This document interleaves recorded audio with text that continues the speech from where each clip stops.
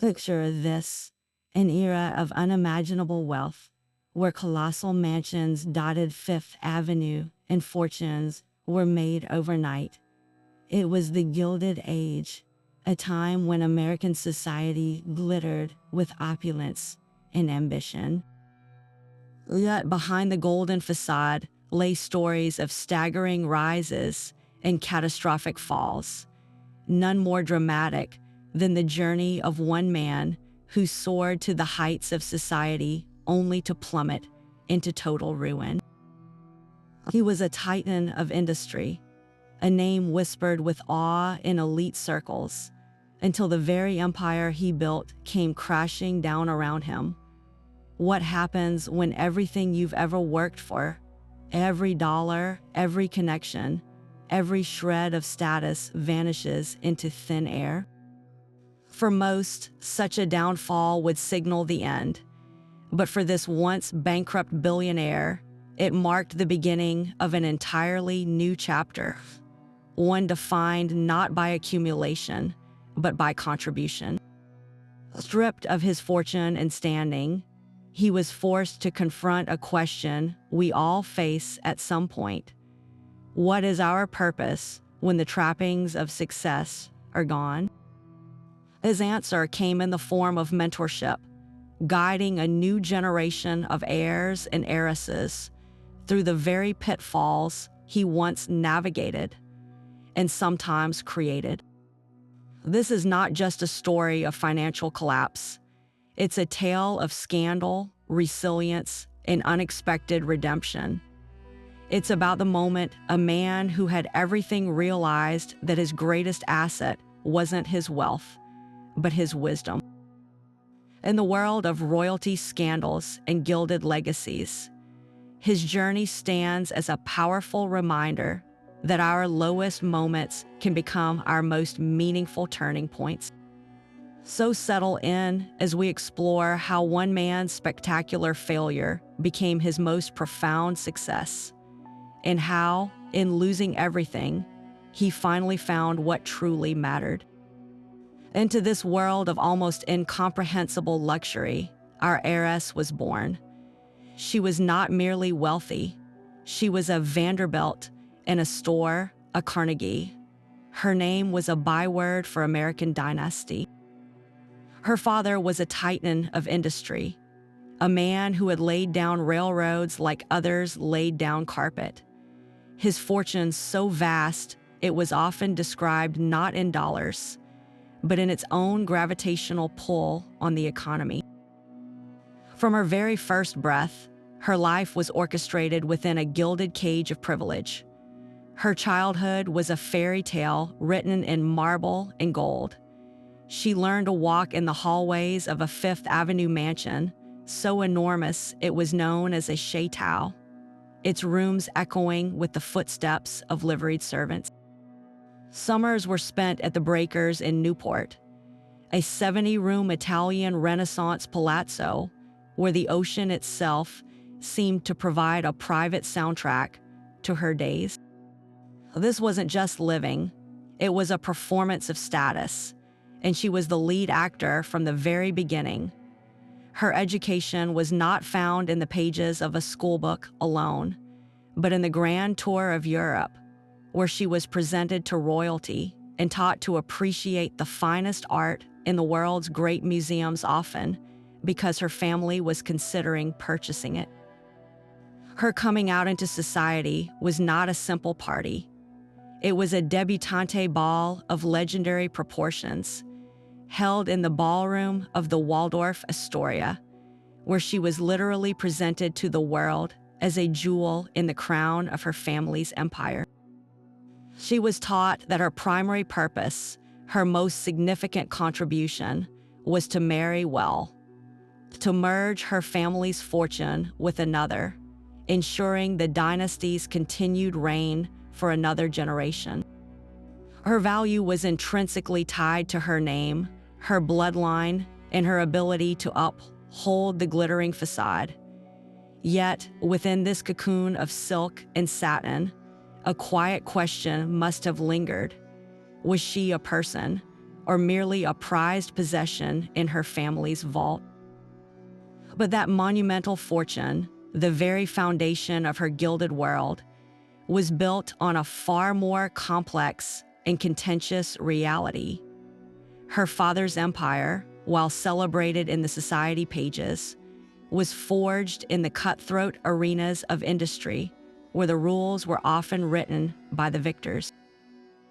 He did not merely build railroads, he mastered the art of the monopoly, systematically acquiring or crushing competitors to control entire markets. This was the era of the robber barons, and while the term itself was controversial, the practices that defined it were undeniable. The source of the family's wealth was deeply entangled in the period's most heated labor disputes. The vast network of tracks that generated their income was laid by thousands of underpaid, overworked laborers, many of them immigrants living in squalid conditions. When these workers dared to organize and strike for a living wage and safer conditions, the response from men like her father was often swift and brutal. Private security forces and even federal troops were called in to break strikes, resulting in violence and deaths that stained the tracks with more than just oil and coal. The public read about these clashes in the newspapers, creating a simmering resentment beneath the surface of admiration for these self-made titans. Furthermore, this immense economic power was inextricably linked to political corruption. To secure the land grants, laws, and favorable rulings needed to expand their railroads, industrialists engaged in widespread bribery, offering shares of stock to powerful senators and judges in what was euphemistically called influence peddling. They didn't just participate in the system, they often owned it, ensuring that legislation served their interests above all others.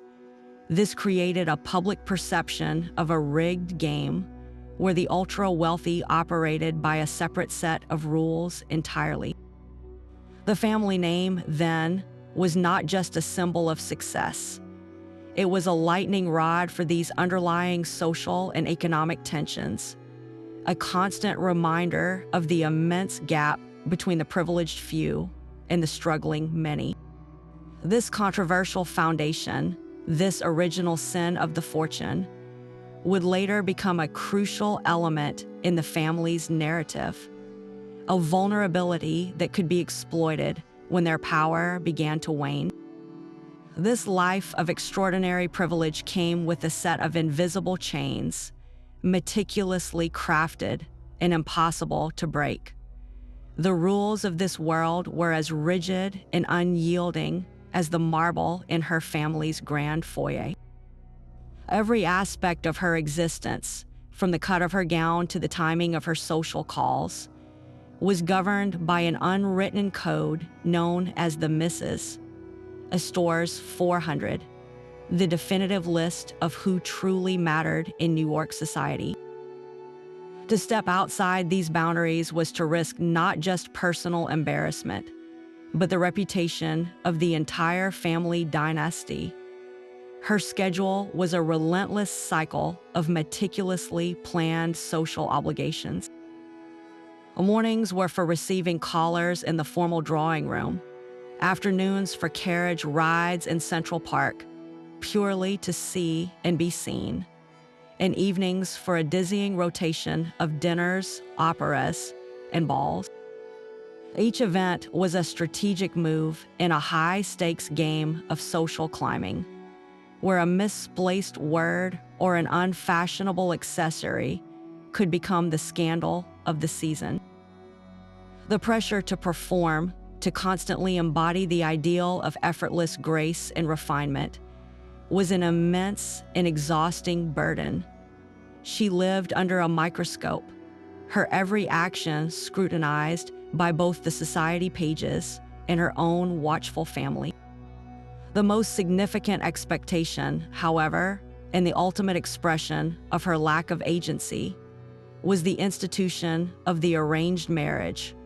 Her hand was not hers to give, it was an asset to be managed, a tool for forging powerful alliances between great fortunes.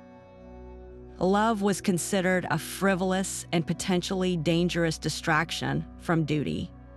Proposals were less about romance and more like corporate mergers, negotiated by fathers over brandy and cigars. A suitable match was calculated based on bloodline, net worth, and social standing, with the consolidation of capital and power being the primary objective. This system created a profound and often painful paradox. She was surrounded by unimaginable material wealth. She could have any gown, any jewel, any luxury object her heart desired, yet she was utterly impoverished when it came to freedom and self-determination. Her life was a beautiful, gilded cage, where the bars were made of expectation, tradition, and the crushing weight of maintaining a legacy she never asked for. The hidden cost of her privilege was her very own identity, subsumed by the relentless demand to become a perfect ornament, a living symbol of her family's success, with her own dreams and desires deemed entirely irrelevant to the grand design. And so, the most predictable event in her life was set into motion: the search for a suitable husband. After a whirlwind season of evaluating the most eligible bachelors from families of comparable stature, a match was declared. It was not a question of if she would marry, but who, and the chosen suitor was from a family whose wealth was even newer and more explosive than her own, a dynasty built on the burgeoning steel industry. His name was William Harrington, and he was the sole heir to a fortune so vast it threatened to eclipse even the oldest money in New York. Their engagement was announced in the newspapers not as a romance, but as a corporate merger of two industrial titans. The wedding itself was immediately christened the wedding of the century by a press corps that hung on every lavish detail. It was a spectacle designed to overwhelm, to solidify their place not just in society, but in history. The ceremony was held at St. Thomas Church, but the real event was the reception at the family's Fifth Avenue Palace. The streets were lined with thousands of onlookers, held back by police officers, all hoping to catch a glimpse of the gown, the guests, the unimaginable opulence. Inside, the air was thick with the scent of thousands of white orchids specially imported from the tropics. Their cost alone enough to feed a small city for a year.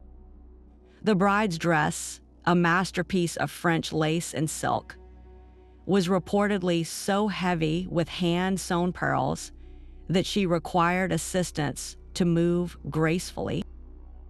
It was less a celebration of love and more a coronation, a powerful statement that these two families now formed an unassailable fortress of wealth and influence.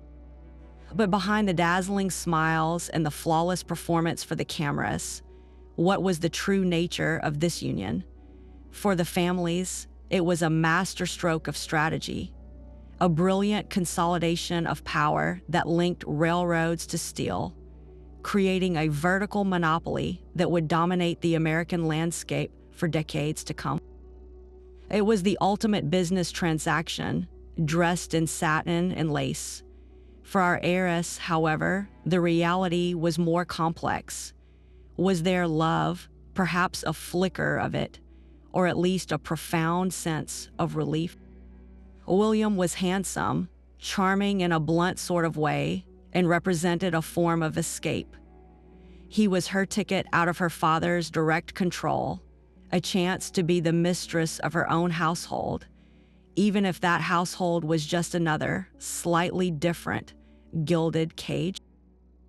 She may have convinced herself that affection could grow from respect and shared privilege. For William Harrington, the groom, the marriage was the final seal of approval he and his nouveau rich family craved. Marrying a daughter of such an established dynasty laundered his wealth in the waters of old world respectability. He gained not just a beautiful wife, but a priceless social credential. He was a man of immense appetite and ambition, used to getting what he wanted, and he saw in his new wife the ultimate acquisition, a living testament to his own arrival. He was a key character, not just in her life, but in the unraveling that was to come. A man whose own roaring confidence and risky ventures would become the catalyst for a downfall neither of them could ever have imagined on that perfect, glittering day. Their daily existence was a symphony of excess, conducted with military precision by a small army of domestic staff. Each morning, she was gently awakened not by sunlight, but by her personal maid drawing back the heavy silk drapes.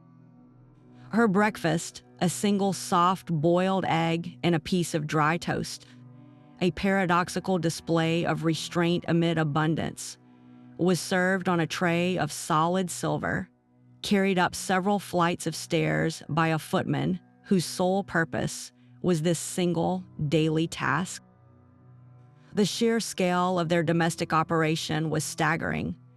There were servants for every conceivable function, from the butler who managed the wine cellar's 20,000 bottles to the head housekeeper, who commanded a legion of parlor maids, laundry maids, and scullery staff, all working invisibly to maintain the illusion of effortless perfection. Their mobility was a spectacle in itself, a rolling, floating declaration of their station. When traveling by land, they did not take a train, they took their train. The Harrington private railway car, named the Olympian, was a palace on wheels, a bespoke creation of mahogany paneling, velvet upholstery, and crystal gasoliers. It featured a full dining room, a private sleeping chamber, and an observation platform at the rear where they could take the air. Waving to ordinary passengers on passing trains as if they were subjects in a kingdom, they casually glided through. For sea voyages, their steam yacht, the Calypso, was a floating testament to their reach. At over 300 feet long, it boasted a crew of 40, including a private chef trained in Paris, and was perpetually stocked with vintage champagne and the finest cigars, ready to depart for the Mediterranean or the Caribbean on a mere whim.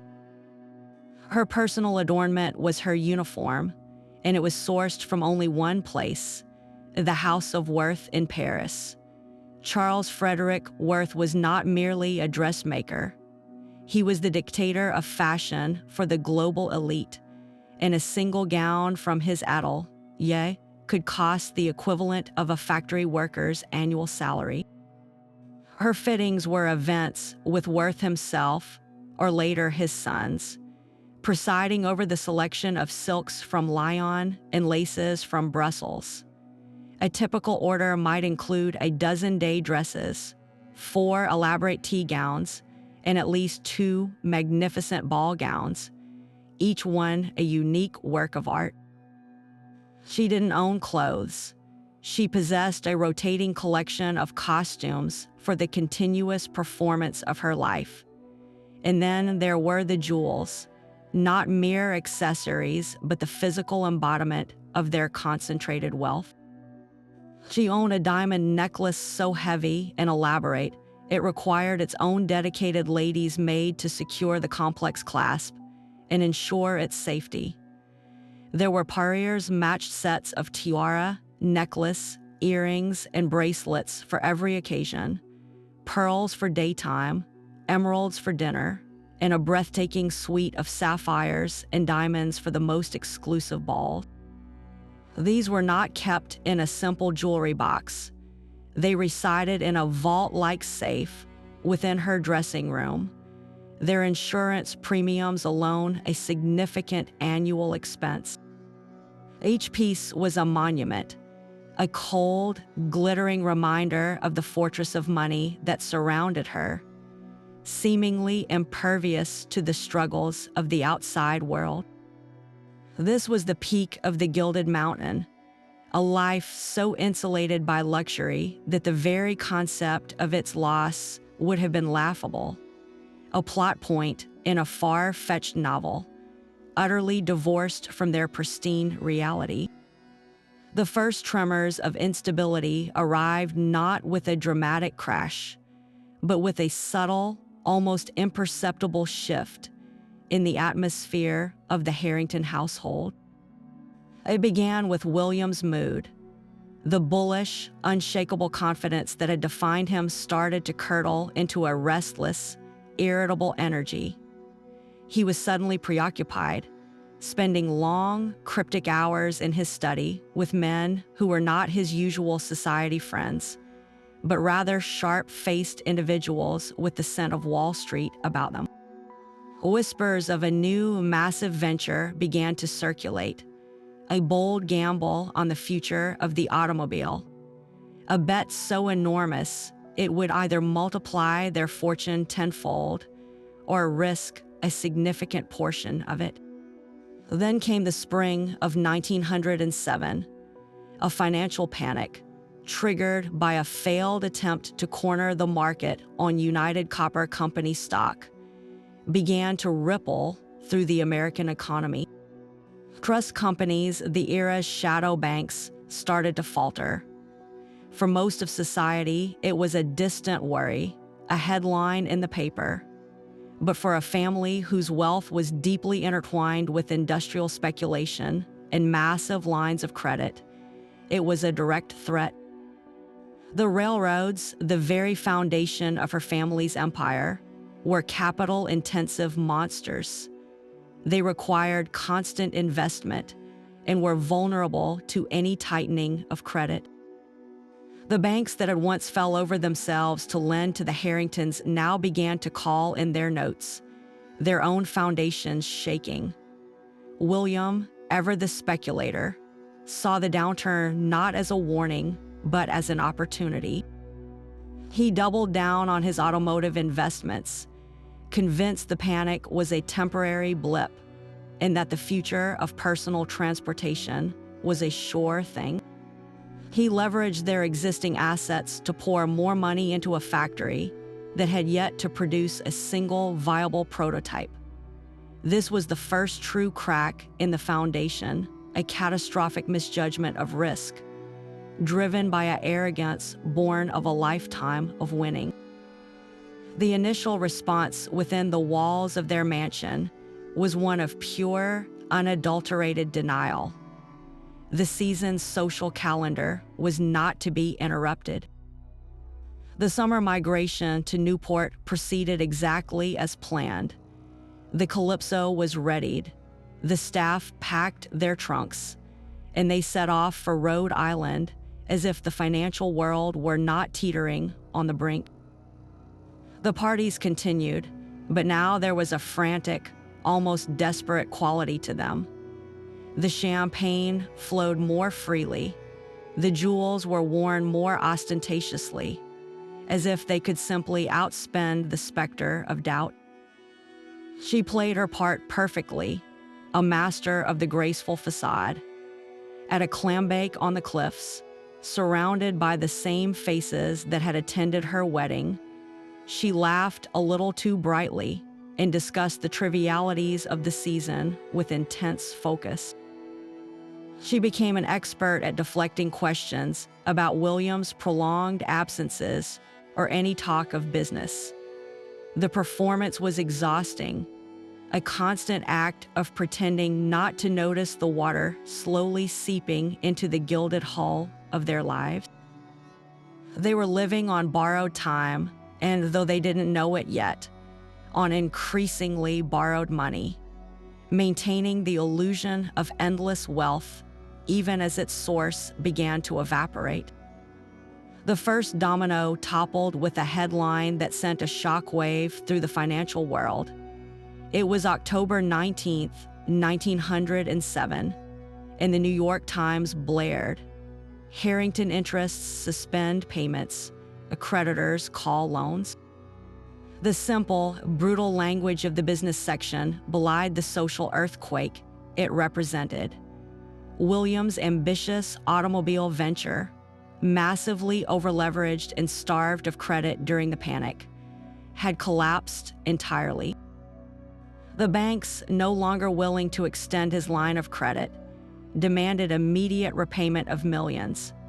To meet these calls, he was forced to liquidate huge blocks of his core steel holdings at a massive loss, flooding the market and further depressing their value in a vicious, self-perpetuating cycle.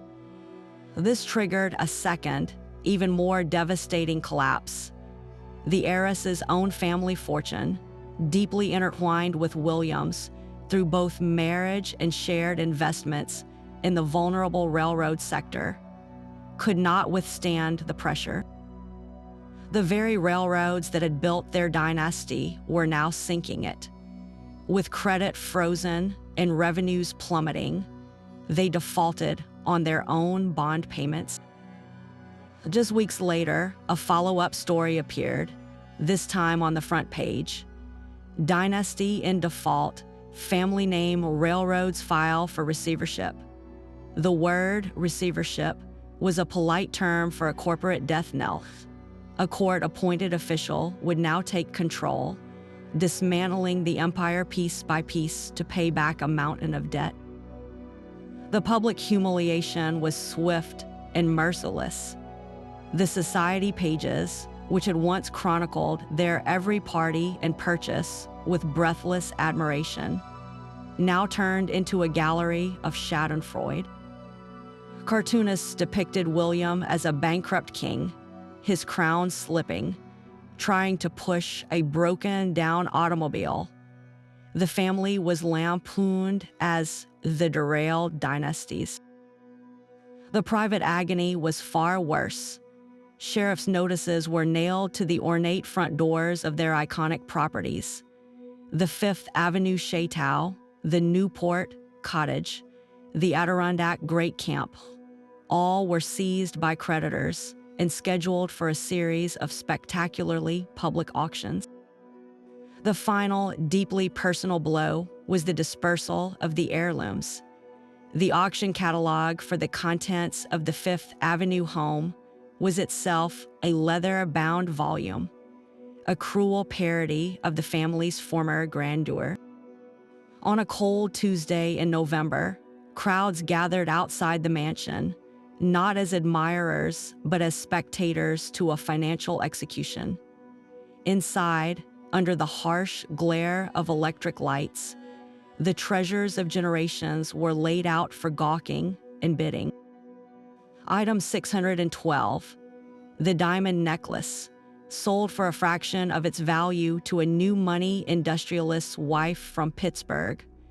Item 205, a set of George III silver, acquired by a museum. Item 1001, the master bed, a monumental piece of carved walnut, bought by a hotelier. Each gavel fall was a slap, each cheer from the crowd a small death, dissolving a century of accumulated history into cold, hard cash for strangers. The gilded life was over, sold off lot by lot to the highest bidder, leaving behind only hollow, echoing rooms in the crushing silence of total ruin. If the financial collapse was the earthquake, then the press coverage was the aftershock, relentless, gleeful tremor that shook the very foundations of their social standing. Newspapers, particularly the fiercely competitive yellow press, run by moguls like Joseph Pulitzer and William Randolph Hearst, did not merely report on the downfall, they feasted upon it. For publishers who understood that nothing sold papers like the spectacle of the mighty falling, the Harrington saga was a front-page banquet, served for months on end. The public's appetite for every humiliating detail was insatiable. These newspapers transformed complex financial failure into a gripping, personal drama of hubris and comeuppance.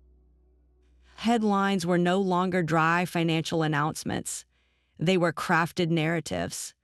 From steel throne to pauper's cell, one Hearst paper screamed, next to a lurid illustration of a crumbling castle.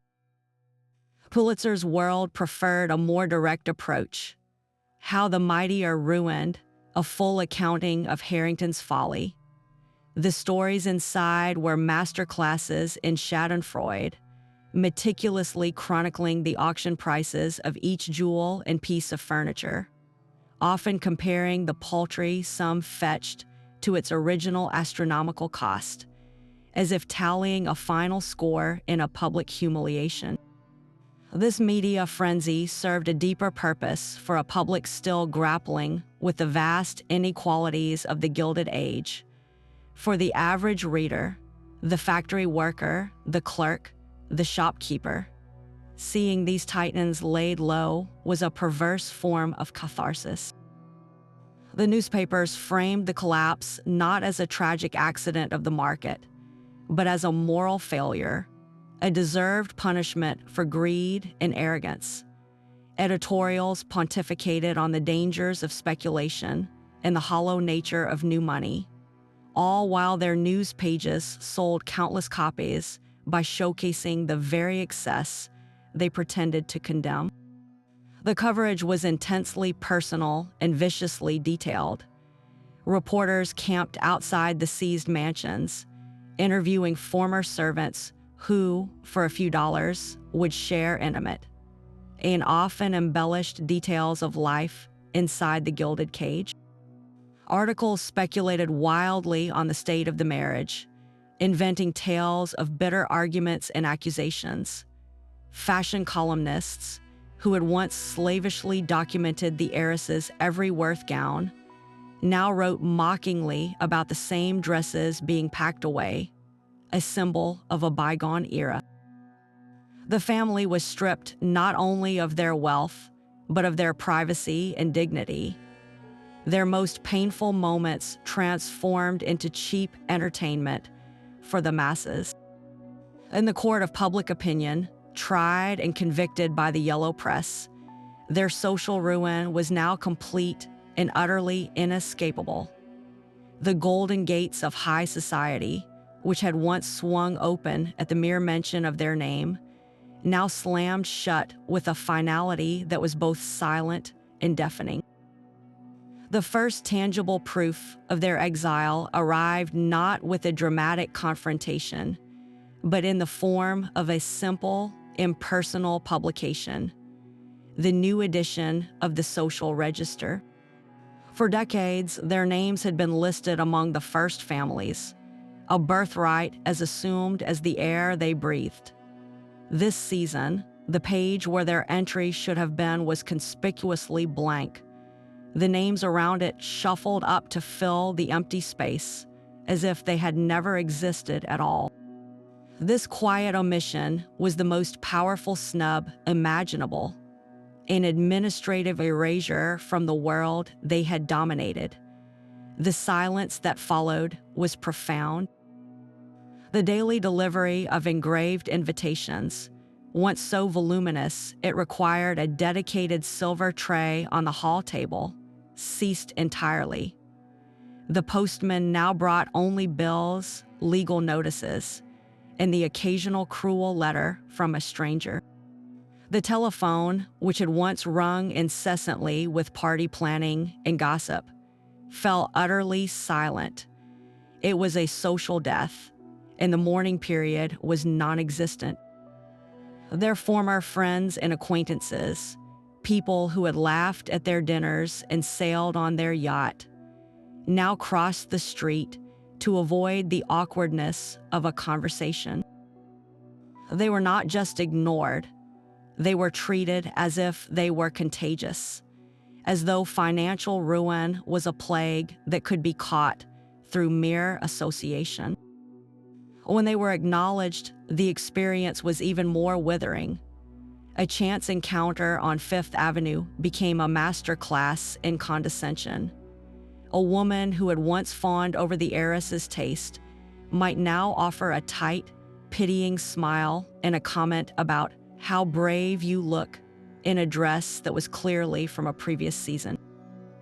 The pity was 1,000 times worse than the anger of creditors. It was a constant, grating reminder that they were now objects of curiosity, case studies in failure, rather than peers. They had become a living cautionary tale, a story mothers might whisper to their daughters about the fleeting nature of fortune. The cruelty, however, could be breathtakingly direct. One of the most notorious incidents occurred at the opera, one of the few events they still attended in a vain attempt to maintain a shred of normalcy. They had retained their box, a symbol of their standing, through some bureaucratic delay. That night, as they took their seats, a noticeable hush fell over the grand tier. Then, from a box opposite, a woman they had considered a friend deliberately raised her opera glasses, not toward the stage, but directly at them. She stared for a long, uncomfortable minute before turning to her companion and laughing behind her gloved hand. It was a calculated act of theater designed to humiliate, a silent announcement to the entire audience that the Harringtons were now the evening's most interesting spectacle. The performance on stage was forgotten.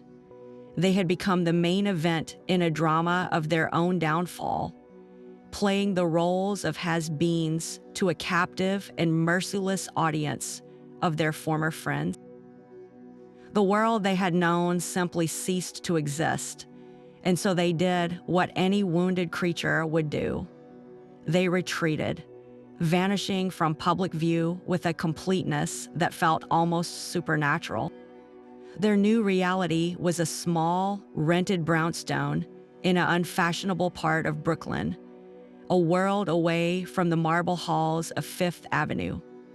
The silence inside was the first and most shocking change. It was not a peaceful quiet, but an oppressive emptiness devoid of the constant, hushed activity of servants. There were no footmen to open doors, no maids to lay out clothes, no cook to plan the day's menus. The only footsteps that echoed on the bare wood floors were their own. The daily mechanics of life became an exhausting, bewildering series of puzzles. William, who had once negotiated million-dollar deals before breakfast, now had to learn how to light a coal stove without setting the kitchen ablaze. The heiress, whose expertise had been in selecting the right jewel for an evening's entertainment, now stood bewildered in a grocery store, trying to understand the difference in price between 2 cuts of meat and how to stretch a single chicken into 3 meals.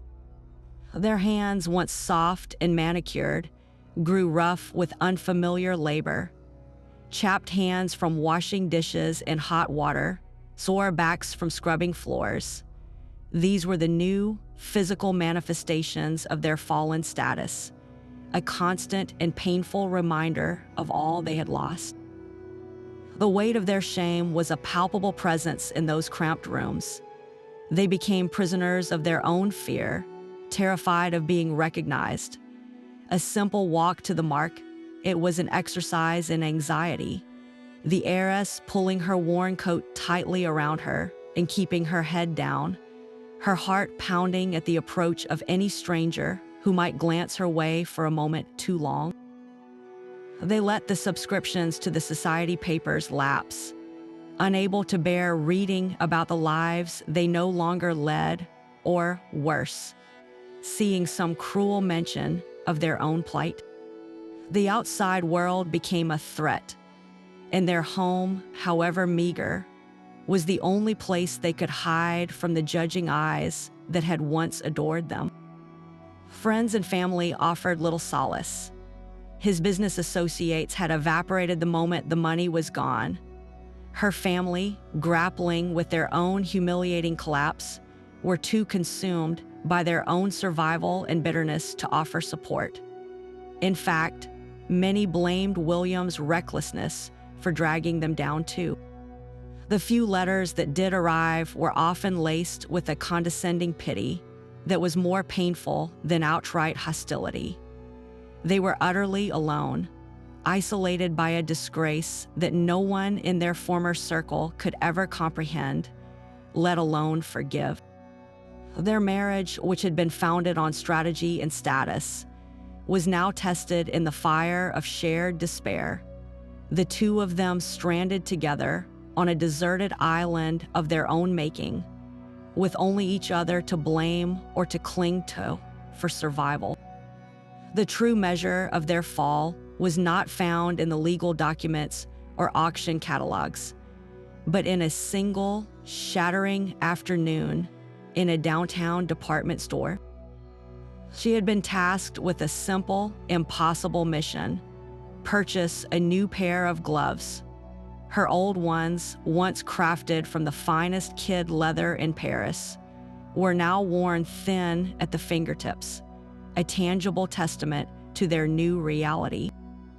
The Grand Emporium was a place she had once visited not to shop, but to be seen, presiding over the main floor from a private balcony as a manager personally brought selections for her approval. Now she navigated the crowded aisles alone, an anonymous figure in a sea of strangers. She found the counter, her heart pounding with a ridiculous, acute anxiety. The selection was overwhelming and, to her eyes, shockingly coarse. A young shop girl, perhaps no older than her own former lady's maid, approached with a tired smile. "Can I help you, ma'am?" The heiress, who had once communicated her wishes to the head of the House of Worth with a mere subtle gesture, found herself utterly tongue-tied. She pointed mutely to a simple pair of black gloves. The girl placed them on the counter. "Very practical," she said, her tone polite but utterly devoid of the fawning deference that had been the background music of the heiress's entire life. It was in that moment, as she fumbled in her worn purse for the exact change, that she heard it. A voice, crisp and unmistakably familiar, cut through the store's din. "I'll take these and have them sent to the house." She froze. It was Mrs. Pembroke, a woman whose entry into society she herself had sponsored years ago. Without thinking, she turned and met the woman's gaze. There was a flicker of recognition, then a slow, dawning assessment, a glance that took in the simple, out-of-fashion hat, the mended coat, the cheap gloves on the counter. Mrs. Pembroke's eyes did not widen in shock or soften with pity. Instead, they narrowed with a cold, dismissive efficiency. It was the look one gives a vaguely remembered acquaintance from a distant, less important past. She offered the faintest, most perfunctory of smiles, a mere tightening of the lips that didn't reach her eyes, and then she turned away, her attention already returned to the more important matter of her purchases. The interaction lasted less than 3 seconds. It was not a confrontation. It was an erasure. She was not even worth the effort of pity or scorn. She had been assessed, categorized as irrelevant, and summarily dismissed.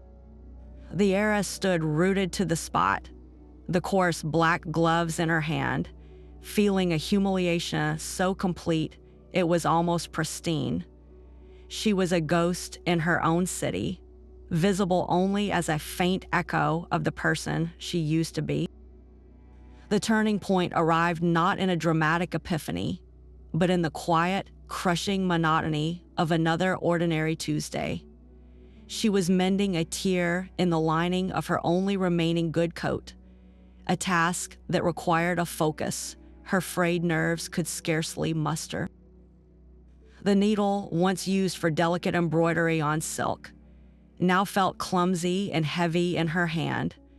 Across their small kitchen table, William sat staring at a newspaper's financial pages, not reading them, but simply staring, his eyes hollow with a despair that had become their third, unwelcome roommate. The silence between them was a chasm, filled with all the things they could no longer say: the blame, the regret, the sheer, unanswerable question of what now.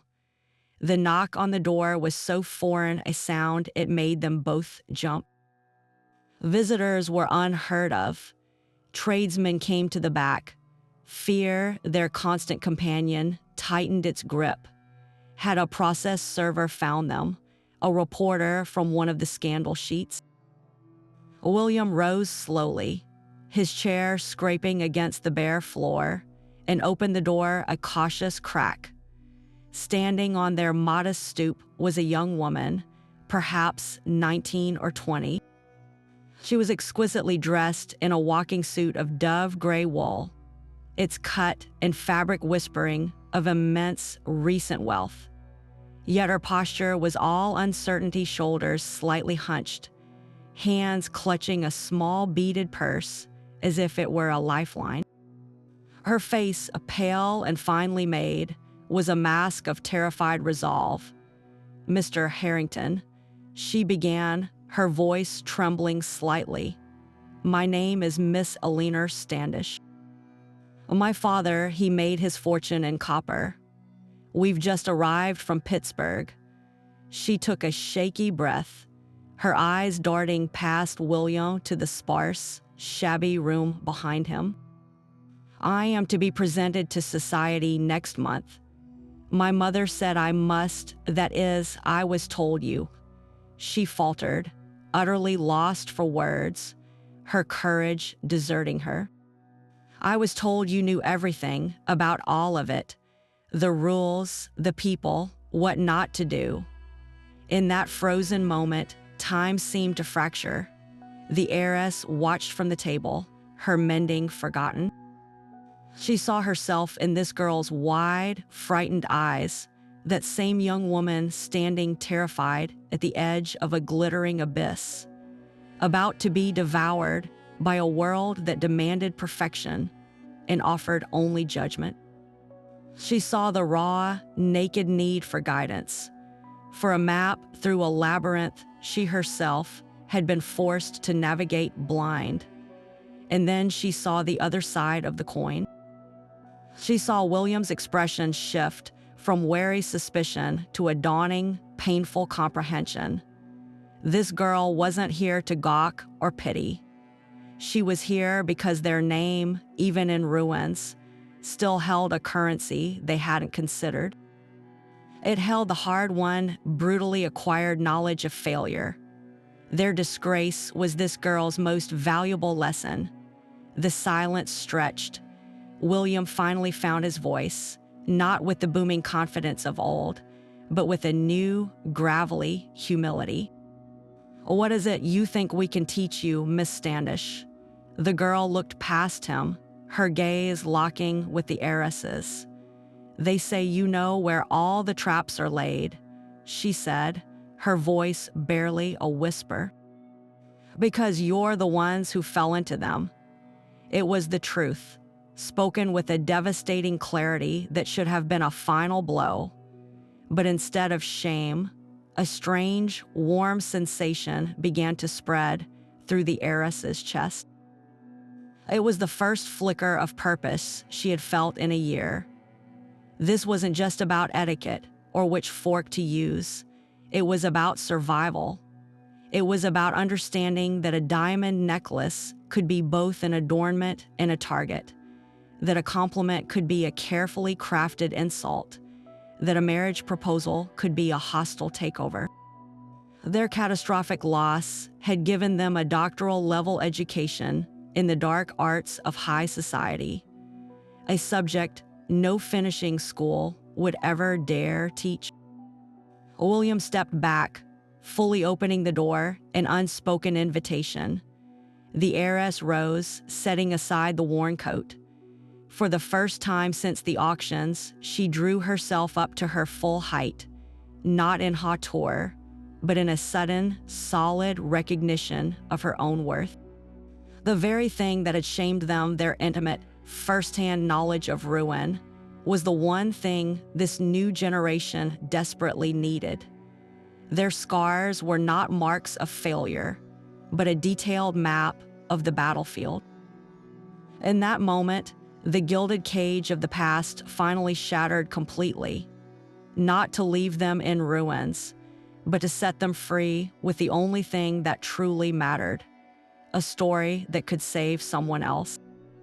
That hesitant knock on the door was the first thread pulled in the unraveling of their old lives and the careful stitching together of a new one. Miss Eleanor Standish became their initial tentative client, and her successful navigation of the debutante season, avoiding several potential scandals with their discreet guidance whispered through the parlors of the nouveau rich. Soon, other anxious faces began to appear on their Brooklyn stoop. They were the children of pork packers from Chicago, oil wildcatters from Texas, and steel magnates from Pennsylvania, all families drowning in newfound money but starving for the social legitimacy that only old world grace could provide. This was not a return to their former life. It was a complete reinvention of it. They began to leverage what they had once considered their greatest shame, their catastrophic, first-hand knowledge of every single pitfall in high society. They didn't just teach these young people which fork to use for the fish course. They taught them how to read the subtle contempt in a raised eyebrow from an old money matron. They didn't just advise on the cut of a suit. They explained how a too ostentatious jewel could mark one as a target for ridicule and exploitation. Their service was a masterclass in defensive social navigation, and their fee was no longer measured in dollars, but in the quiet power of influence. Their most ingenious and impactful venture, however, began in the printed word. William, who had once been skewered by the press, saw an opportunity to use its power differently. Under the shared, impeccably discreet pseudonym, Veritas, they began writing a weekly advice column for a prominent New York newspaper. It was not a dry list of rules. It was a witty, shrewd, and often surprisingly compassionate dissection of social dilemmas.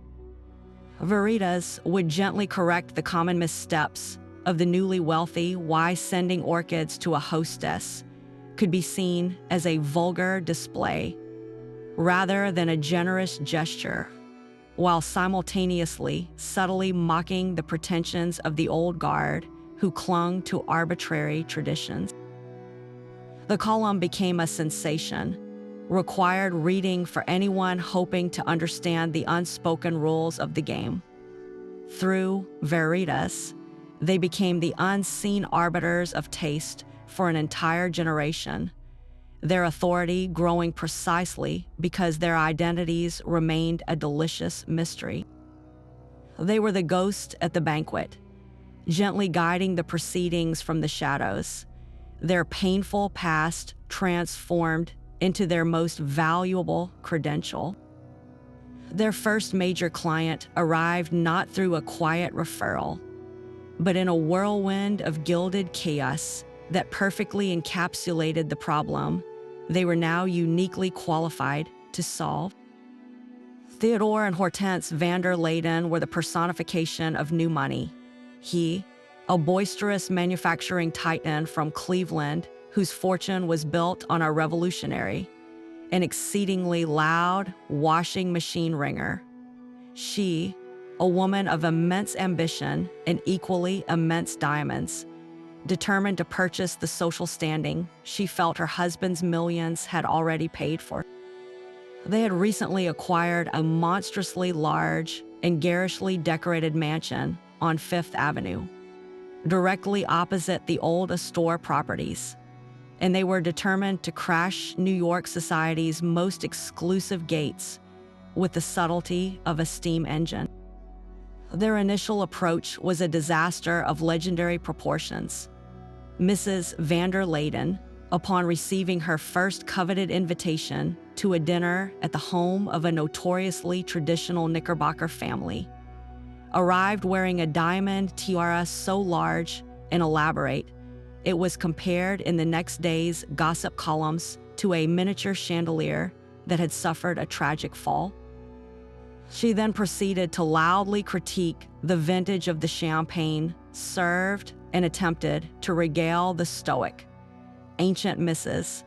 Livingston van Rensselaer with the intricate mechanical advantages of her husband's latest ringer model. The evening was, by all accounts, a historic social massacre. The van der Leydens were not just refused future invitations.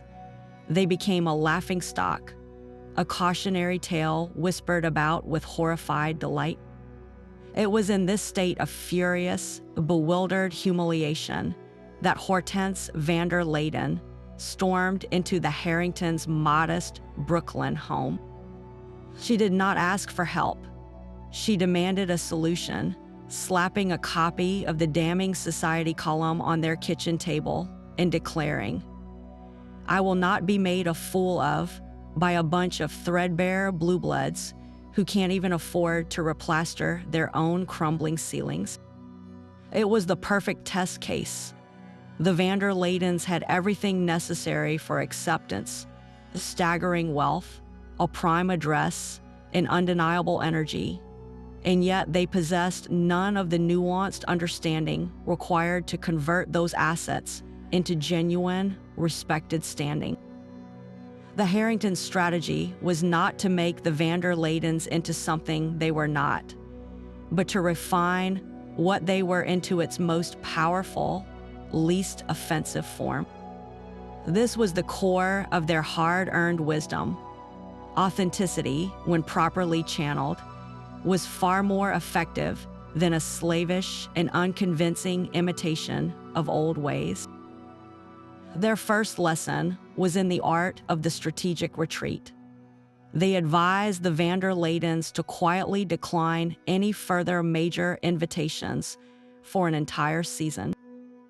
This absence, they explained, would create a valuable mystique and allow the memory of the tiara incident to fade, to be replaced by newer scandals. Next came the meticulous rebuilding of their image from the ground up. William took Theodore van der Leyden in hand, not to erase his boisterous nature, but to redirect it. He taught him that in old money circles, loud pronouncements about one's own success were considered the height of vulgarity. Instead, William coached him on the power of the thoughtful pause, the art of asking questions rather than holding forth, and the immense social capital gained by appearing modest about one's accomplishments. He transformed Theodore's tendency to boast into a talent for appearing as a shrewd, quiet man of business, a far more formidable and respectable figure. For Hortense, the heiress undertook a complete reassessment of her battlefield, which was her wardrobe and her home. The diamond tiara was locked away, to be replaced by a simple, elegant strand of matched pearls for daytime and a smaller, antique hair comb for evening.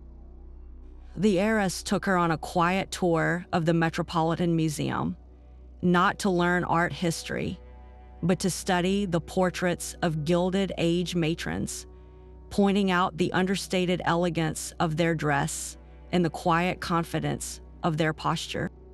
At home, she convinced Hortense to remove the most ostentatious gilt furniture and replace it with a few well-chosen, older pieces acquired at auction, giving the mansion a sense of inherited history it desperately lacked. She taught her that true power wasn't displayed, it was quietly assumed. The culmination of this month's long transformation was not another grand dinner, but a carefully orchestrated philanthropic endeavor. The Harringtons knew that charity was the most acceptable and effective gateway into high society. They guided the van der Leydens to establish a small but highly specific foundation for the widows of railway workers, a cause that subtly nodded to the Harringtons' own past while appearing genuinely compassionate. Hortense, following their script exactly, did not announce this with fanfare. She simply mentioned it in passing to the right person at a carefully selected, smaller charity tea she had been coached to attend. The result was a masterpiece of social engineering. The story of the van der Leydens' quiet, unpublicized generosity began to circulate, reshaping their image from clumsy arrivistes to serious, substantial people. When they re-emerged at the opera the following season, they were a changed couple. Theodore was commanding in his newfound quiet reserve. Hortense was dignified in her understated elegance.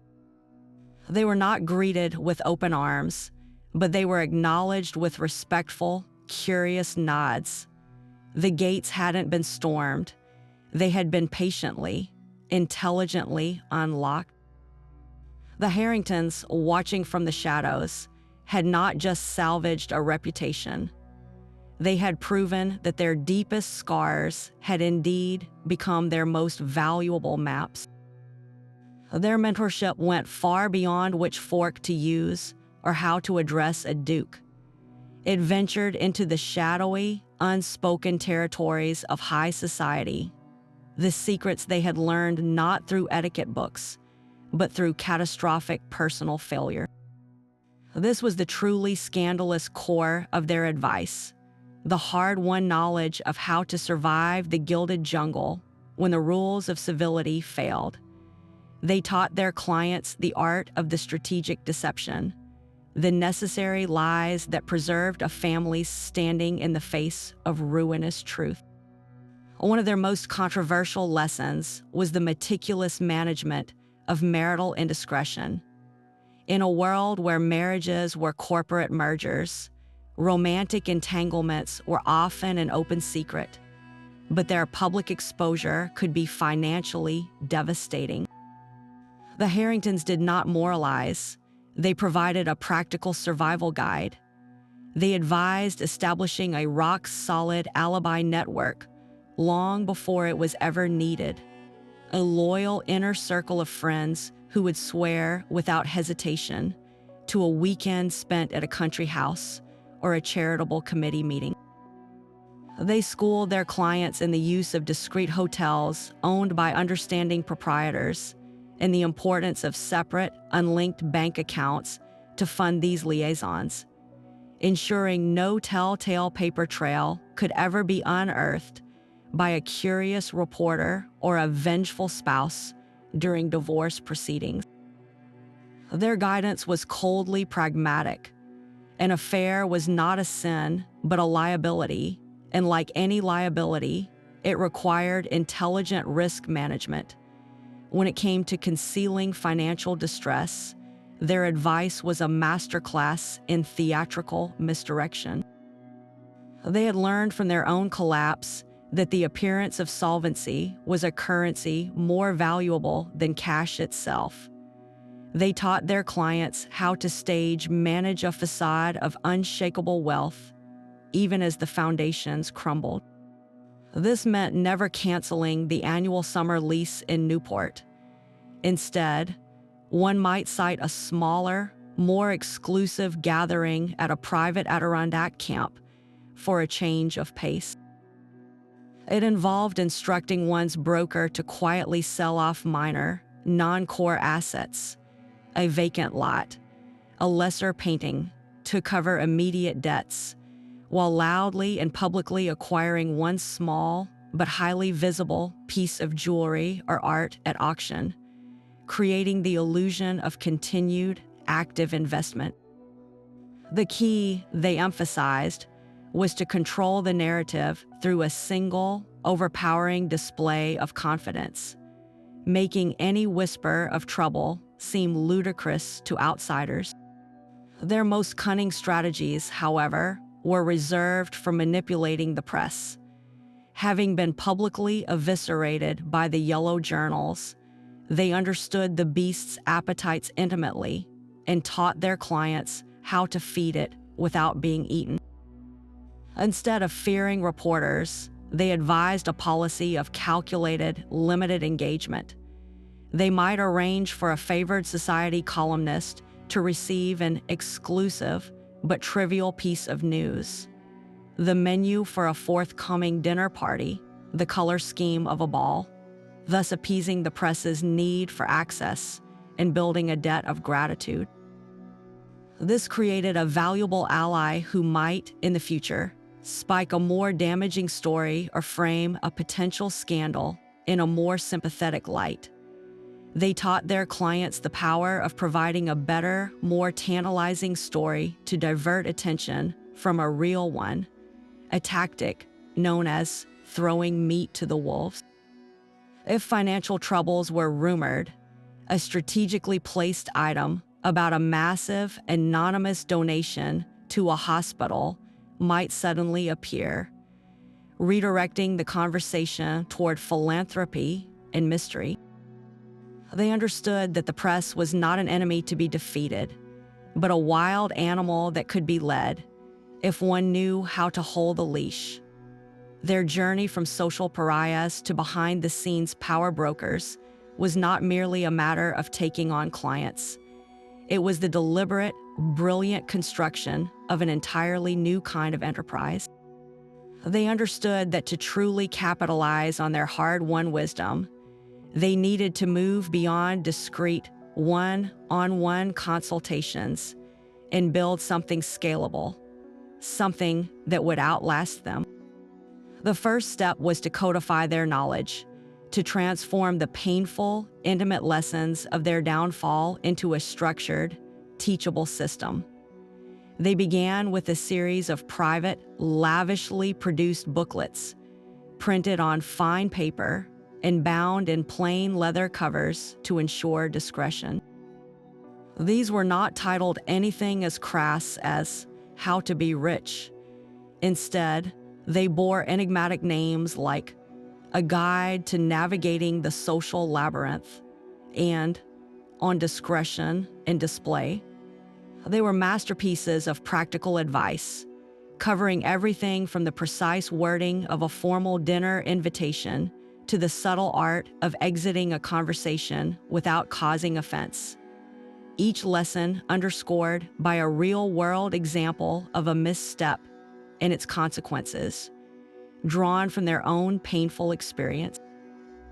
This systematization of knowledge laid the groundwork for their most ambitious venture, the founding of a discreet consulting agency, operating out of a modest but elegantly appointed office in a respectable part of the city. Harrington Consultations offered tiers of service.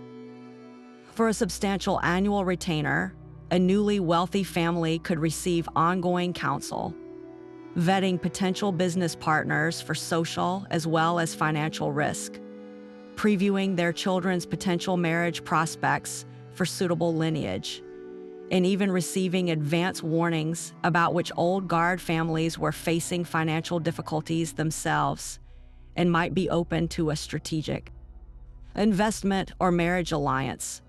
A smaller fee covered a comprehensive multi-day boot camp for a young heir or heiress, an intensive immersion in the unspoken rules of conduct, financial discretion, and reputation management. The agency's greatest selling point was its absolute confidentiality.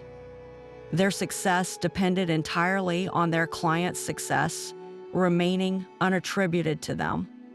allowing the newly wealthy to maintain the illusion of innate, effortless grace.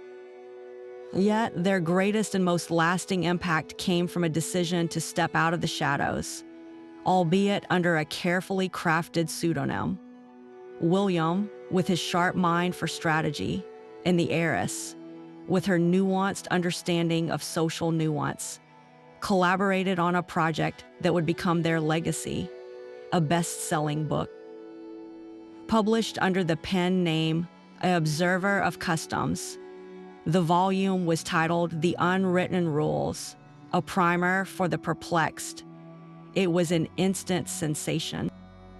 The book was witty, insightful, and devastatingly accurate, laying bare the secret mechanisms of high society with a warmth and empathy that had been entirely absent from the dry, punitive etiquette manuals of the past. It didn't just list rules. It explained the why behind them, framing social grace not as a weapon for exclusion, but as a tool for creating comfort and building genuine connections. The book's success was a final, delicious irony. The couple who had been publicly ridiculed for their failures had now become the anonymous, trusted authorities on how to succeed, their wisdom sought after in drawing rooms across the country. Their new empire built not on railroads or steel, but on the invaluable currency of experience redeemed. Their clientele became as diverse as the new sources of American wealth itself, a fascinating parade of ambition seeking the patina of old-world grace. They were no longer just advising the daughters of Midwestern industrialists. Their discreet services were sought by a whole new class of individuals who had everything money could buy except for the one thing it couldn't: instant social acceptance. Among the most prominent were the emerging stars of Hollywood, figures like Celeste Dubois, a screen siren whose name was on everyone's lips, but whose invitation list remained tragically short. She arrived at their office not in a chauffeur-driven car, but discreetly, wearing oversized sunglasses, her voice a mix of bravado and deep insecurity. She had been mocked in a column for using the wrong fork at a studio head's dinner, a tiny lapse that to her felt like a career-ending catastrophe. The Harringtons didn't teach her table manners, they taught her confidence. They showed her how to transform what the press called a gaffe into a charming eccentricity, how to own a room not just with her beauty, but with a newfound, unshakable poise that made her seem to the manner born. Then there were the titans of emerging industries, men like Silas P. Henderson from Detroit, who had amassed a fortune manufacturing a new, revolutionary household appliance he called the ice-cold cooler. He could buy a city block with a day's profits, but he couldn't purchase a box at the opera. He was loud, proud of his accomplishments, and utterly bewildered by the silent codes of the East Coast elite. William took him in hand not to break his spirit, but to refine his raw power. He taught Silas that in certain circles, the most powerful man in the room was often the quietest, that a well-timed, thoughtful question was more impressive than a booming monologue about sales figures. He helped him understand that philanthropy was not just about writing a check, but about strategic giving, supporting a prestigious museum's new wing rather than the local bowling alley, a move that bought credibility and gratitude from the very people who had once snubbed him. Perhaps their most delicate clients were the foreign dignitaries and their families, newly posted to Washington or New York, who found American high society to be a bewildering and contradictory minefield. A young European prince, accustomed to the rigid, centuries-old protocols of his own court, was completely flummoxed by the informal fluidity of a Newport lawn party. The Harringtons became his cultural translators, explaining that while he should still bow slightly to a hostess, a firm handshake was expected with her husband, and that the seemingly chaotic picnic was itself governed by a strict, if unwritten, set of rules about who sat with whom and when it was acceptable to play croquet. For the wife of a South American diplomat, terrified of causing an international incident with a social misstep, the heiress provided a masterclass in the subtle art of the American compliment, how to offer praise that was warm but not fawning, specific but not intrusive, a skill that could turn a potential foe into a lifelong friend. What all these clients shared was a common vulnerability hidden beneath their wealth or fame. They were all, in their own way, outsiders desperately looking in, understanding that in America, social capital operated on a different currency than financial capital, and that this particular currency could not be mined or manufactured. It had to be inherited, or, as the Harringtons proved, carefully taught. They sought the counsel of this once disgraced couple precisely because they were from the inside. They knew every secret handshake, every loaded glance, every trapdoor hidden beneath the polished floors of ballrooms. The Harringtons offered them something priceless, not just a set of rules, but the confidence to navigate a world designed to keep them out, transforming their awkward ambition into effortless, seeming belonging. Of course, their spectacular reinvention did not occur in a vacuum. Their new career, this brilliant monetization of social secrets, sent shockwaves through the very establishment that had cast them out. To their former peers, the old money families who traced their lineage back to the Mayflower, the Harringtons' consultancy was not a story of redemption. It was the ultimate act of treason. They had committed the one unforgivable sin. They had taken the sacred, unwritten codes of their class, the subtle nods, the loaded silences, the art of the cutting compliment, and they had put a price tag on them. They were selling the family silver, and in doing so, they were letting just anyone into the clubhouse. The outrage was immediate and venomous. In the quiet, damning confines of private drawing rooms, the Harringtons were denounced as traitors and turncoats. They were accused of vulgarizing the social compact and prostituting their birthright for a handful of coin. A particularly vicious old matron was overheard declaring at a sewing circle that they had opened a shop and were selling their own ancestors' bones over the counter. The very discretion that was their business's greatest asset was, to the old guard, its most galling feature. It was a silent, insidious invasion, an inside job that was impossible to combat directly because its agents, their newly polished clients, were now so frustratingly adept at blending in. The old families felt their power, their exclusive right to define who belonged, slipping through their fingers, and they blamed the Harringtons for handing out the keys. This fury soon crystallized into a coordinated, if unspoken, campaign of social sabotage. The old guard began to develop a kind of immune response to the Harrington graduates. They would study the newcomers with a hawk's eye, not for enjoyment, but for forensic analysis, searching for the telltale signs of the Harrington method. A little too much poise, a slightly too perfectly executed bit of etiquette that felt rehearsed rather than inherited.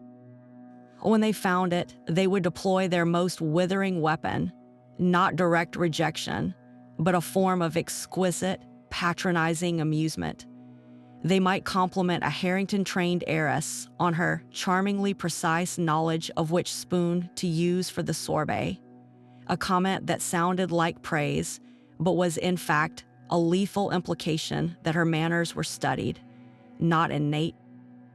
They created a moving target, subtly shifting the goalposts of acceptability, so that by the time a Harrington client had mastered one set of rules, the old guard had invented a new, more obscure test. The pinnacle of this backlash was the infamous peony affair. The Harringtons had advised a client, the daughter of a sausage casing magnate, that sending a modest, thoughtful gift of flowers to her hostess after a small dinner party was a mark of true refinement. They specified the type: white peonies, elegant and understated, and even the exact number, 12, a full dozen, but not so many as to seem excessive. The young woman followed the advice to the letter. The hostess, a venerable dowager from a family that had made its fortune in quiet, respectable shipping a century prior, received the bouquet. Instead of a thank you note, she had her secretary call the young woman's mother. In a voice dripping with glacial courtesy, the secretary explained that while the gesture was appreciated, it was in fact a long-standing tradition in their family that flowers were only sent in times of illness or bereavement. To send them after a happy social occasion was, she implied, a peculiar custom of the middle class, and the peonies had unfortunately been mistaken for a condolence arrangement and disposed of accordingly. The story, of course, was leaked instantly, becoming a hilarious cautionary tale among the old guard and a humiliating lesson for the nouveau rich. It was a masterpiece of social cruelty, designed not just to reject, but to confuse and humiliate, and it had the Harrington fingerprints all over it in the minds of their enemies. Yet this very rivalry, this bitter resistance from their past, only served to cement the Harringtons' authority and enhance their allure. For their new clients, the old guard's hatred was not a deterrent. It was the finest endorsement imaginable. The fact that the Van Rensselaers and the Livingstons were so threatened only proved that the Harringtons were effective. Their consultancy became the ultimate insider's secret, the bootlegged key to a locked door. The scandal that had once meant their exclusion now became their brand, a badge of honor that signaled they possessed the real, unvarnished, hard knocks knowledge that the old families wished they could keep to themselves. They were no longer just teachers of etiquette. They were guides through a hostile territory, and their own very public scars were the best proof they knew the way. The wisdom they now shared went far deeper than which wine to pair with fish or how to address a baroness. It was a philosophy forged in the furnace of their own total annihilation, and it began with a radical redefinition of what it meant to be truly wealthy. They taught their clients that a fortune, no matter how vast, was a transient thing, a wave that could crest magnificently one moment and crash into nothingness the next. The only true, unassailable capital, they argued, was one's character.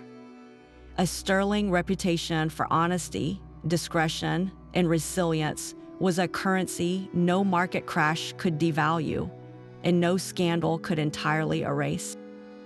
They would tell the story of their own darkest hour, not for sympathy, but to illustrate the point. When the bailiffs were carrying out the last chair, the only thing left to them was the choice of how they would face that humiliation. Would they crumble in self-pity, or would they find a shred of dignity within themselves to begin again? That choice, they emphasized, was the real measure of a person's worth. not the number of zeros in a bank ledger. This led directly to their second, most crucial lesson: the cultivation of a resilient identity entirely separate from one's wealth or social standing. They had watched too many of their former peers become hollowed-out shells when their money and status vanished, because they had built their entire selves upon that fragile foundation. To their new clients, especially the young heirs and heiresses, they posed a challenging question. If you were stripped of your name, your bank accounts, and your home tomorrow, who would you be? What skills would you have? What values would guide you? They urged them to develop a core self based on competence, curiosity, and kindness, traits that could travel with them anywhere, from a Fifth Avenue ballroom to a rented brownstone in Brooklyn. They encouraged the young men to understand the actual workings of their family businesses, not just enjoy the dividends, and the young women to cultivate intellectual passions and practical skills that had nothing to do with the marriage market. Perhaps their most profound teaching was on the strategic and moral use of power. Having wielded immense influence carelessly and then felt the crushing weight of powerlessness, they understood its dynamics intimately. They advised their clients that the old model of power, blunt, ostentatious, and used primarily for exclusion, was a fading relic. The new model, they argued, was subtler and far more effective. True power was not about loudly getting your way. It was about quietly shaping the environment so that your desired outcome seemed to arise naturally.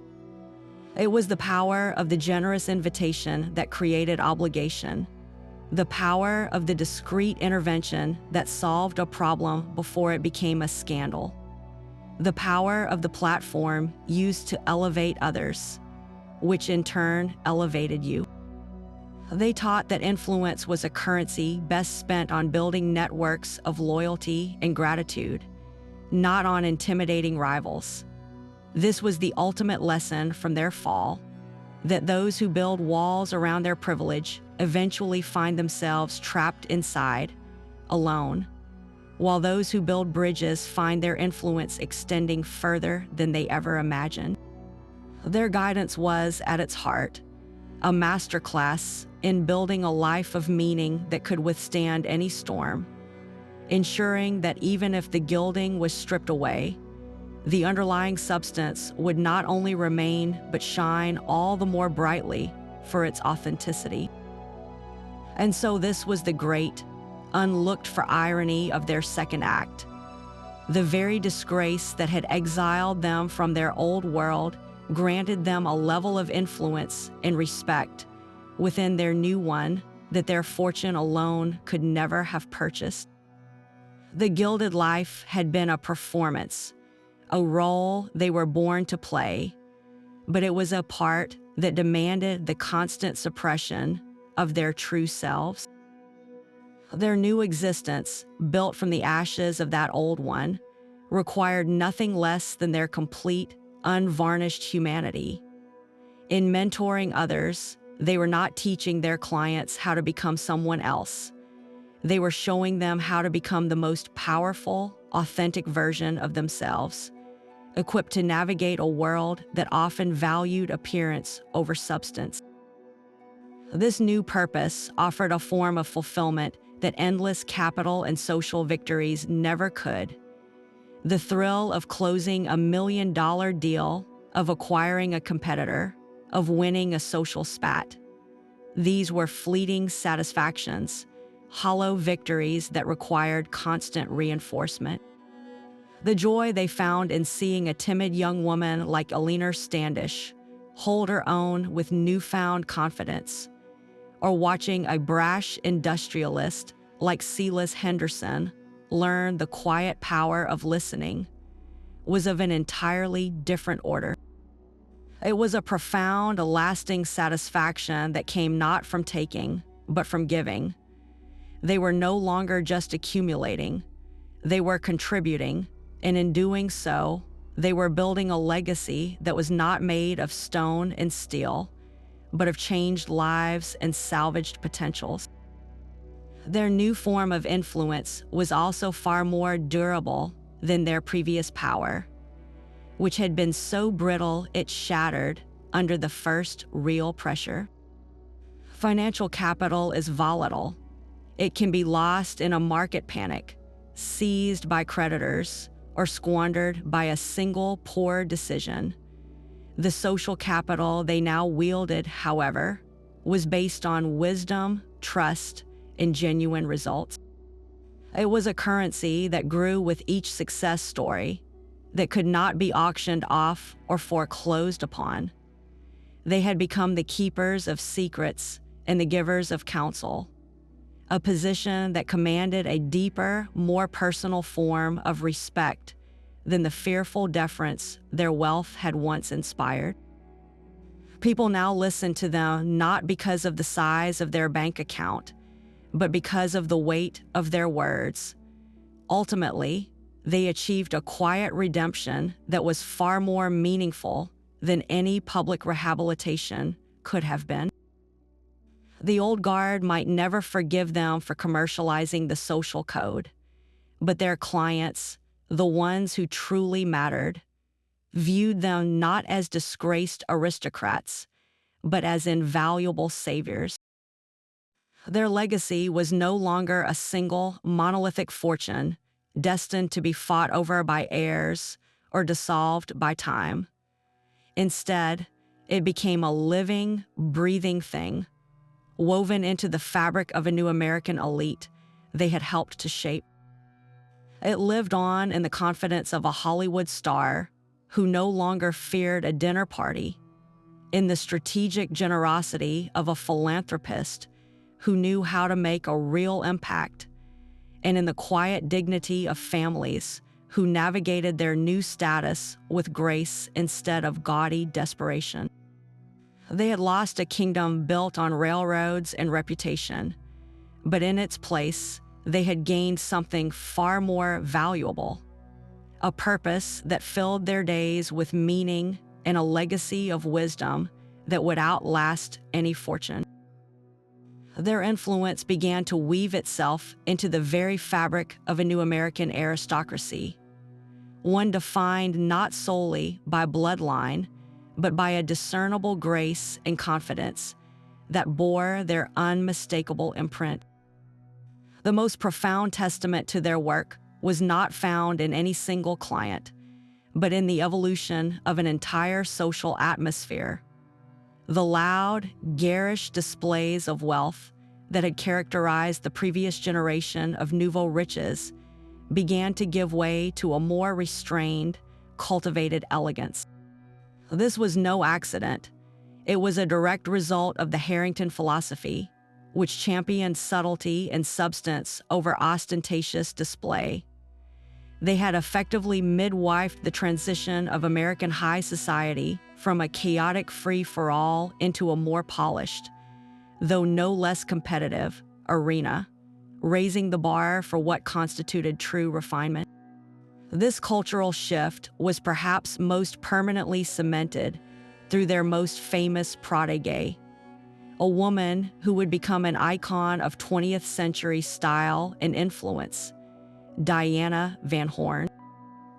Diana was the daughter of a self-made California oil magnate, a brilliant but fiercely shy young woman who had been utterly overwhelmed by the cutthroat social scene of New York. When her parents engaged the Harringtons, they encountered a raw diamond of extraordinary potential. The heiress, in particular, saw in Diana not a project to be polished, but a unique sensibility to be nurtured. They didn't force her to become a carbon copy of an old money debutante. Instead, they helped her hone her innate taste, teaching her how to trust her own eye for design and how to use her quiet intelligence as a form of power rather than a liability. Under their guidance, Diana's natural aversion to gaudy showmanship was transformed into a legendary standard of understated chic. She became renowned for her impeccable but simple taste, often choosing a single, perfect strand of pearls over a cascade of diamonds. More importantly, the Harringtons encouraged her intellectual curiosity, guiding her toward philanthropic causes that aligned with her genuine interests in the arts and education, rather than those that simply carried the most social cachet. Diana Van Horn did not just marry well. She built a life of immense purpose, becoming a renowned patron of the arts and a founding board member of several major cultural institutions.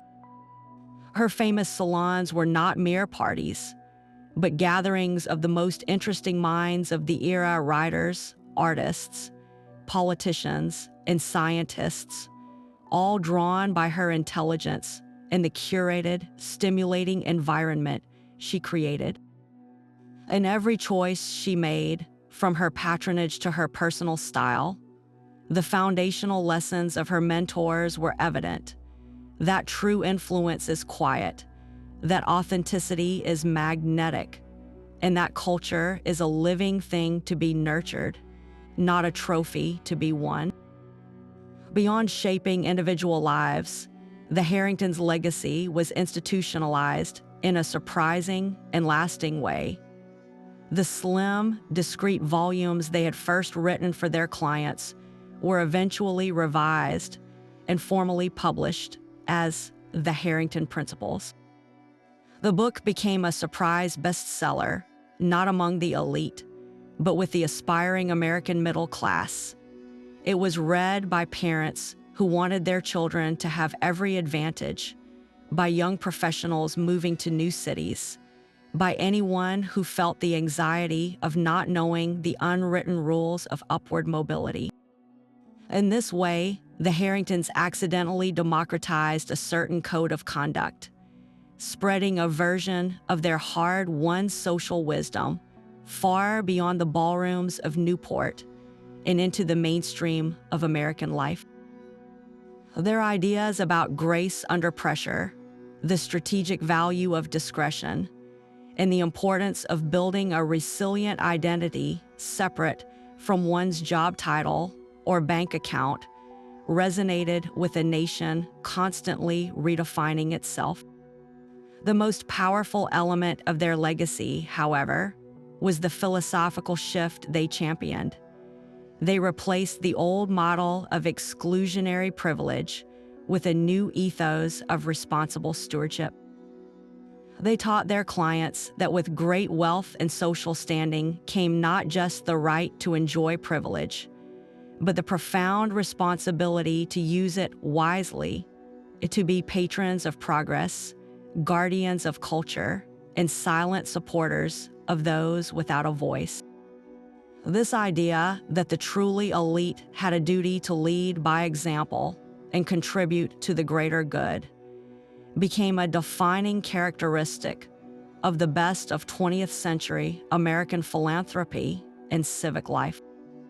The couple who had lost everything had, in the end, given the world something far more valuable than a fortune: a template for building a meaningful life with grace, intelligence, and purpose, proving that the greatest wealth one can ever possess is the wisdom to use it well. The ultimate irony of their entire saga was not that they rebuilt a form of wealth, but that they discovered a version of success so profound it rendered their previous life trivial by comparison. In the Gilded Cage, their destiny had been pre-written by birth and bank balance, a script of endless consumption and performance. True power, they came to understand, is not the ability to command servants, but the capacity to command oneself. The loss of their material empire forced them to excavate a personal fortitude they never knew they possessed, a resilience that no market crash could ever threaten. This self-reliance became their new, unshakable foundation. Their deepest transformation was the shift from being defined by external validation to being guided by internal wisdom. Before the fall, their value was a calculation made by others the size of their name in the social register, the appraisal of their latest art acquisition, the whispers of approval at a ball. Stripped of all that, they were left with nothing but their own judgment. This terrifying emptiness became their greatest gift. It forced them to ask, for the first time, what they truly believed in, what they were actually good at, and what legacy they wanted to leave that wasn't just a line in a will. The wisdom they gained was not academic. It was earned through the humbling, gritty work of starting over, giving them an authority that no inherited fortune could ever bestow. This hard-won insight allowed them to do the one thing their gilded existence had never permitted. They finally shaped their own destiny. No longer actors in a play written by their ancestors, they became the authors of their own story. Their consultancy was not a replication of their old life. It was its antithesis, a business built on empathy and utility rather than extraction and exclusion. They chose their clients, set their terms, and offered a product that was the distillation of their pain, transformed into purpose. In mentoring the anxious and the ambitious, they were not just giving advice. They were quietly reshaping the very fabric of the elite, replacing hollow pretension with genuine substance, one client at a time. And so, the couple who had been publicly broken and erased became, in a far more meaningful sense, quiet legends. Their name was no longer just a reminder of a spectacular bankruptcy. It became a byword for a specific kind of redemption, one built on grit, grace, and the intelligent application of hard lessons. Their real legacy was not a fortune or a famous mansion, but a philosophy that resonated through the decades, that our lowest points are not in points, but the raw materials for our greatest reinventions. They prove that losing everything you have can be the very thing that leads you to discover everything you are, and that a life of purpose, crafted from the ashes of a life of privilege, is the most powerful success story of all. Yet for all the clarity of their public legacy, the most intimate corners of their lives remain shrouded in compelling mystery, leaving us to wonder about the private thoughts and feelings that accompanied their very public redemption. We can trace the arc of their actions, but the inner landscape of their hearts is a territory forever closed to us, inviting a series of fascinating and ultimately unanswerable questions. The most haunting of these is the question of genuine happiness. Did this couple, who so expertly guided others toward fulfillment, ever truly find it for themselves in their modest Brooklyn home? Was the deep satisfaction they derived from mentoring enough to fully eclipse the lingering phantom pains of a lost world? One can easily imagine a cold winter's evening, the steam from a simple pot of soup fogging the window panes that once framed views of Central Park, and a fleeting, silent glance passing between them, a look heavy with the memory of 1,000 such evenings spent in a glittering ballroom. Was that glance one of quiet contentment with their simpler life, or did it carry a whisper of nostalgic grief for the grandeur they would never experience again? Their writings spoke of purpose, but did their hearts ever completely stop aching for the symphony of their former existence, even as they conducted the new, quieter music of their lives? This leads directly to the mystery of regret. We know they found value in their loss, but did a part of them ever secretly yearn for a different outcome? Did William Harrington ever lie awake in the dead of night, mentally replaying the catastrophic decisions that led to the collapse, his mind torturing itself with endless variations on a single theme? What if? What if he had sold the steel stock a month earlier? What if he had never invested in the automobile venture? Was his dedication to teaching financial prudence to heirs a form of atonement? Or was it a lifelong effort to silence the ghost of his own reckless ambition? Similarly, did the heiress ever allow herself to mourn not just the comfort, but the identity that was stripped from her? She taught others how to wear their wealth with grace, but did she ever miss the weight of her own diamonds, not for their value, but for the familiar sense of self they conferred? And then there is the most tantalizing mystery of all, the question of quiet, elegant revenge. The couple preached strategic generosity and rising above pettiness, but were they truly that magnanimous?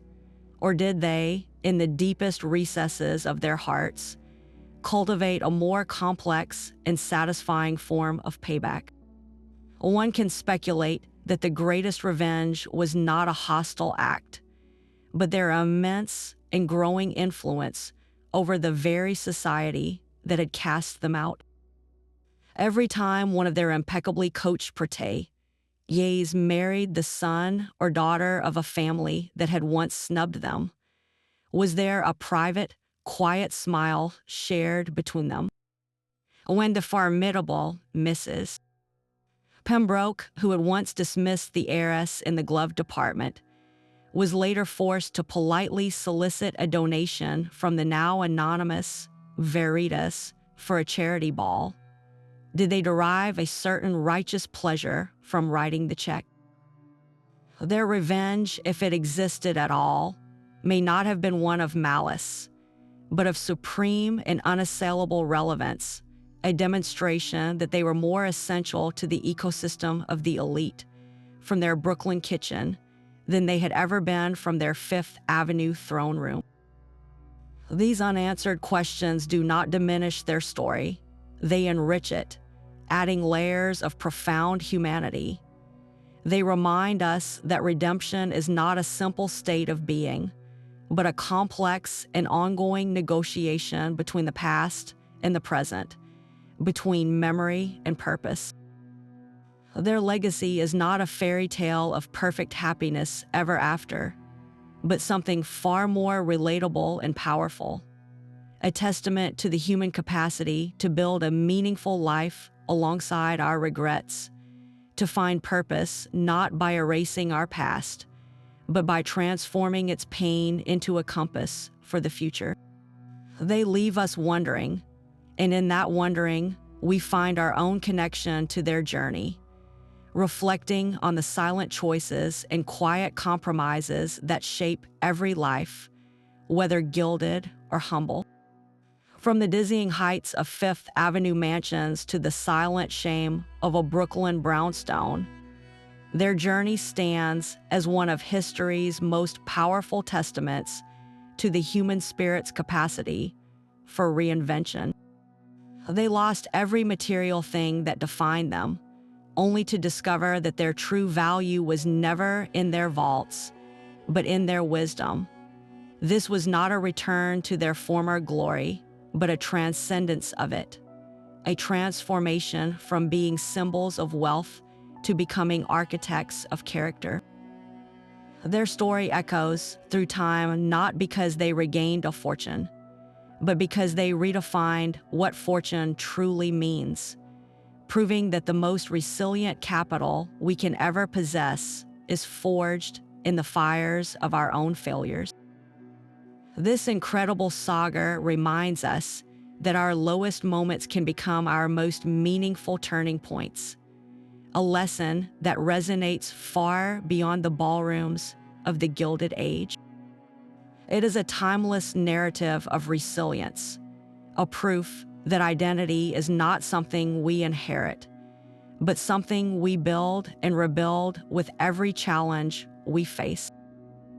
Their legacy is a permanent reminder that while money can be lost, influence can be squandered, and status can be revoked, the wisdom earned from navigating such collapses is a currency that remains forever valid, growing in value each time it is shared. And now we want to hear from you. Which figure from this opulent and turbulent era captures your imagination the most? Is it the heiress herself, navigating a world of gilded cages and harsh realities? Or perhaps the bankrupt billionaire, whose greatest triumph began only after his empire crumbled? Maybe it's a different Gilded Age icon entirely, like the cunning Caroline Astor or the formidable Alva Vanderbilt, who wrote their own rules. Share your thoughts in the comments below. We love reading your perspectives and insights.